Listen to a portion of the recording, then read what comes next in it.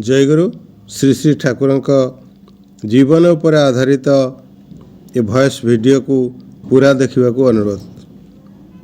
गोटे राति रे श्री श्री ठाकुर भोग हो जावा परे सोउथिले।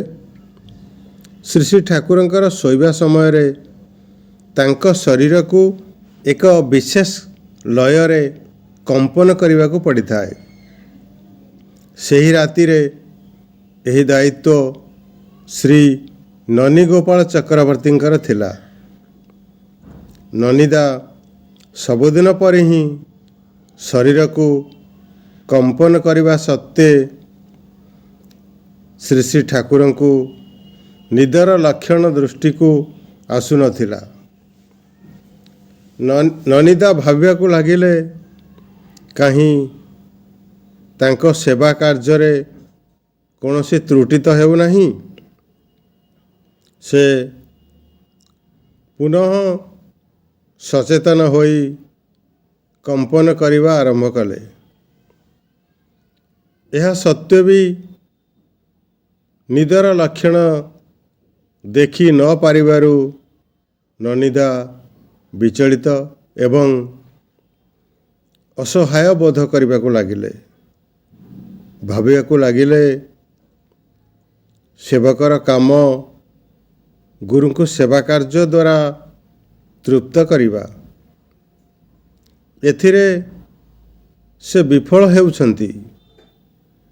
सेवकर पाई यह ठारू बड़ विडंबना आउ कौन होई पारे।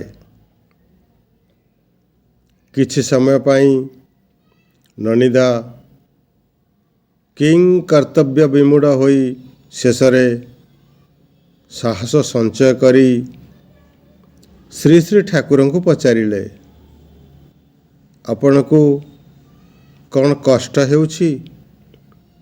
श्री श्री ठाकुर ननीदा का शब्द सुनी आखि खोलिले और पचारिले कौन कहउछंती? ननीदा पुणी पचारिले आपण को निद आसु नहीं, कौन किसी कष्ट हेउछि? श्री श्री ठाकुर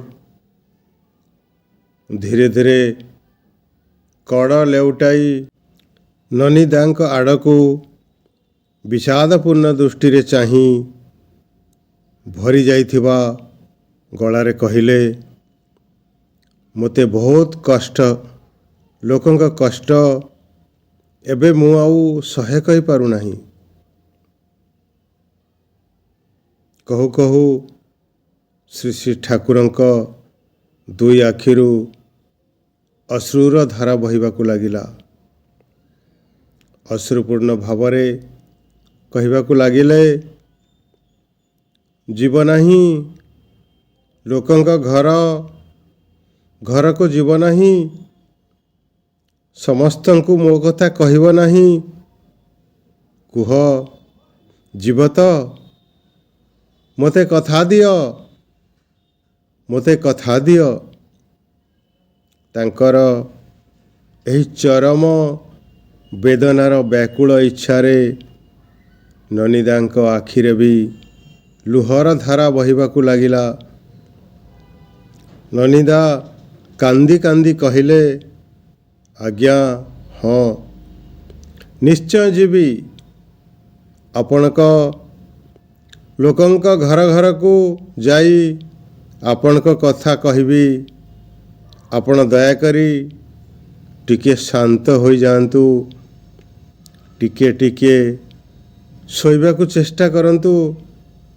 धीरे धीरे श्री श्री ठाकुर शांत हो गले एवं किछि समय परे सोई गले। पुण्य प्रवाह शाश्वती अगस्ट 2023 पृष्ठा संख्या 20 ओडिया अनुवाद। जयगुरु